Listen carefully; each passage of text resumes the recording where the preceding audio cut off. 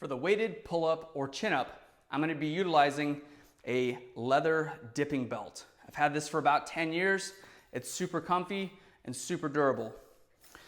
I'm going to set up my plate with my belt first. I have this plate leaning up against the post to make it nice and easy for me to put that chain into the center of the plate. And also when I'm loading up the dip belt onto my hips, it makes it a lot easier to roll that plate away from the post rather than picking it up off the ground. That comes in handy when you have 2, 3, 4, 45-pound plates strapped up to this.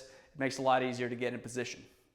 Next thing you want to do is make sure that the height of your bar is just right so that you have enough room to establish your grip. If that bar is too high and you're just barely getting your hands on there before you take your feet off the platform and allow yourself to start doing your pull-up, it's not going to be the best pull-up you've ever done because you're not able to establish your grip.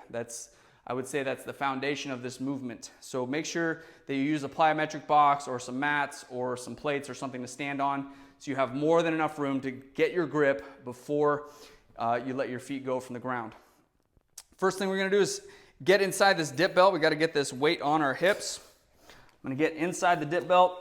I'm going to roll it away from the post. I'm going to wedge that plate in between my lower legs.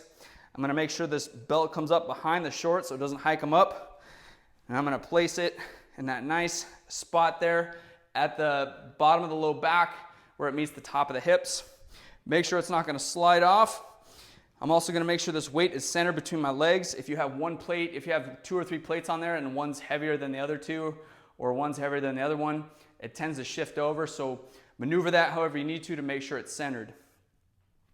For the pull-up and chin-up, I'm going to demonstrate the pull-up first, but again, our emphasis is on establishing that grip first. The nice thing is this bar isn't too high for me to reach and establish a grip from just the floor. For the pull-up, our palms are going to be facing out. Our hands are going to be shoulder width apart. We don't want to have them out too wide or too in close. You can either have your thumbs wrapped underneath or over top, whichever feels best for your wrist, elbow, and shoulder. Once we establish our grip, I'm going to release my feet from the floor, and this is the next critical part. I'm going to pull my shoulder blades down and back as opposed to just pulling from this just hanging position here. We're going to engage the upper back. Initiate movement by driving the elbows down to that chin's over the bar. Come back down under control, keeping those shoulders packed back in. Belly breath. Pulling straight up, coming back down, and release. We want to avoid dropping too abruptly. We also want to make sure that the elbows are not flaring out to the side. Rather, the forearms are staying vertical and the elbows are driving straight down. We also want to make sure our head stays neutral the whole time, that we're not trying to jut out or round the shoulders forward.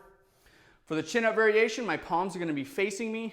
Again, you can have the thumbs over or thumbs underneath, whichever works best for your body. Establish that grip. Feet off the ground, shoulder blades down and back. Pull straight up to that chin's over the bar. Come back down under control. And repeat. Once done, rest the feet on the ground and release the hands from the bar to lower the weight off the hips. Slide it off the back first. I like to grip inside these little rings here and then lower it to the ground safely, rolling it back to the post, drop the belt to the floor, and step out. That's how you do the weighted pull-up or chin-up.